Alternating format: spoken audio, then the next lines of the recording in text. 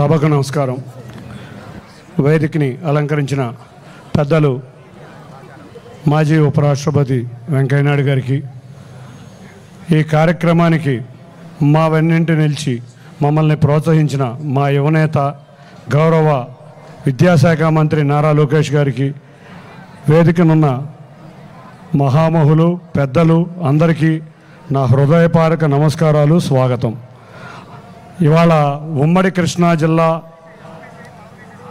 ఎమ్మెల్యేలు, మంత్రులు, ఇన్ఛార్జి మంత్రి గారు, టూరిజం మంత్రి గారు అందరం కూడా గత నెల రోజుల నుంచి కష్టపడి విజయవాడ ఉత్సవ కార్యక్రమాన్ని మేము ప్రారంభిద్దాం. తప్పకుండా ఈ ప్రాంతంలో కనకదుర్గ అమ్మవారిని దర్శించుకోవడానికి ప్రతిరోజు దసరా సందర్భంగా 150,000 మంది భక్తులు వస్తారు. వచ్చిన సమయంలో భక్తులకి కళల రాజధాని, సాంస్కృతిక రాజధాని అయిన విజయవాడలో 2019 నుంచి కూడా ఒక్క సాంస్కృతిక కార్యక్రమం జరగలేదు.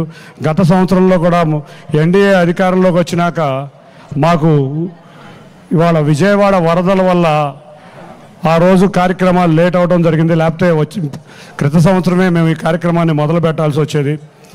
అన్ని దేశ విదేశాల్లో దసరా అంటే మైసూర్, హౌరా, అహ్మదాబాదే గుర్తొస్తుంది. రోజు 1,50,000 భక్తులు వచ్చే అమ్మవారికి స్థానమైన కొలువైన విజయవాడలో ఉత్సవ కార్యక్రమం ఒక చేద్దామనే తలంపుతో నేను కానీ, జిల్లా అడ్మినిస్ట్రేషన్ కానీ, మా ఎమ్మెల్యేలు కానీ, మంత్రులు కానీ అందరూ మా గౌరవ నారా లోకేష్ గారికి చెప్పంగానే వారు మా వెన్నుంటి ఈ కార్యక్రమాన్ని తప్పకుండా లార్జ్ స్కేల్లో చేయండి అని వారు ప్రోత్సహించడం జరిగింది.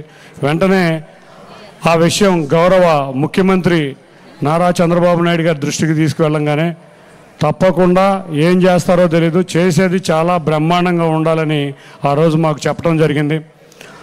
దాని ప్రకారం విజయవాడ ప్రముఖులందరూ కలిసి వైబ్రెంట్ సొసైటీ ఆఫ్ విజయవాడ అని ఫామ్ అయ్యి, ఈ సొసైటీ ప్రభుత్వం సహాయంతో, ప్రభుత్వం అండదండలతో, విజయవాడ ప్రజల సహకారంతో, విజయవాడ ప్రజల చేత, విజయవాడ ప్రజల కోసం, అమ్మవారిని దర్శించే భక్తుల కోసం మన వంతుగా మనం కృషి చేద్దామని వాళ్ళందరూ గౌరవ మురళీకృష్ణ గారి ఆధ్వర్య అధ్యక్షుడిన సొసైటీ ఫామ్ చేసి, ఆ సొసైటీ వారు ఇవాళ విజయవాడ ఉత్సవ కార్యక్రమాన్ని ప్రారంభించడం జరిగింది. ఈ కార్యక్రమం మొత్తం 6 వేదికలుగా జరుగుతుంది. 1 తుమ్మలపల్లి కళాక్షేత్రం, 2 ఘంటసాల వారి Kalakshetram, 3 Punnami ghat, 4 exhibition ground at Gollapudi, 5 indoor మన స్టేడియంలో హెలికాప్టర్ రైడ్స్ అవన్నీ కూడా పొద్దున్నే గౌరవ స్పోర్ట్స్ మినిస్టర్ గారి ద్వారా ప్రారంభించుకోవడం జరిగింది. ఇటువంటి కార్యక్రమాలన్నీ మేము కొంచెం వాతావరణ పరిస్థితుల వల్ల కొంచెం లేట్ అవడం జరిగింది.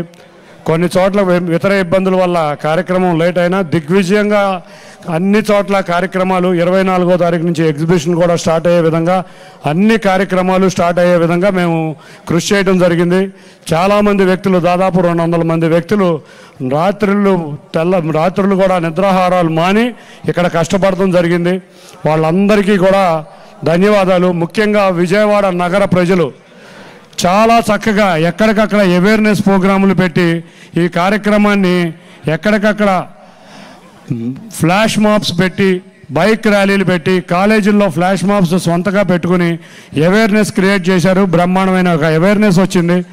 తప్పకుండా పెద్దల ఆశీర్వచనాలతో గౌరవ ముఖ్యమంత్రి నారా చంద్రబాబు నాయుడు గారు, అంతేకాకుండా మన ఉప ముఖ్యమంత్రి పవన్ కళ్యాణ్ గారు, నారా లోకేష్ గారు, అంతేకాకుండా మన వెంకయ్య నాయుడు గారు, అసలు ఉత్సవం అంటే విజయవాడ ఉత్సవం ఎవరిని ముఖ్య అతిథిగా పిలుద్దాం అనుకుంటే చక్కని తెలుగుదనం ఉట్టిపడిన వ్యక్తి, విజయవాడకి సన్నిహిత సంబంధం ఉన్న వ్యక్తి గౌరవనీయ మాజీ ఉపరాష్ట్రపతి వెంకయ్య నాయుడు గారు.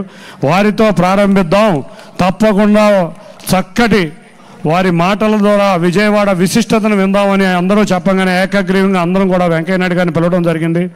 అంతేకాకుండా మేము మా గౌరవ మంత్రి గారైన నారా లోకేష్ గారిని చెప్పంగానే ఏదో ఒకరోజు ఉపరాష్ట్రపతిని పిలవండి అని మాకు వెన్నింటి తట్టి మమ్మల్ని ప్రోత్సహించారు. అదేవిధంగా మా ఎంపీలందరం కూడా రామ్మోహన్ నాయుడు గారి ఆధ్వర్యంలో మన ఉపరాష్ట్రపతి గారిని కలిస్తే 24వ తారీఖు వారు కూడా విజయవాడ వస్తున్నారు. ఇట్లా ఎంతోమంది అతిథులు ఐదుగురు గవర్నర్లు, 8 మంది కేంద్ర మంత్రులు, రాష్ట్ర మంత్రులు అందరూ అతిథులుగా, ముఖ్య అతిథులుగా ఈ ఉత్సవాన్ని ఆశీర్వదిస్తానికి విజయవాడకు వస్తున్నారు. ఈ 11 రోజులు 5 ఈవెంట్లు, 250 ఈవెంట్లు ఎక్కడా జరగని విధంగా మెగా ఈవెంట్లు చేశాం. దీనిలో ముఖ్యంగా కొన్ని కార్యక్రమాలు, 2-3 కార్యక్రమాలు వివరించి పెద్దలకి గౌరవించుకుందాం. ఒకటి,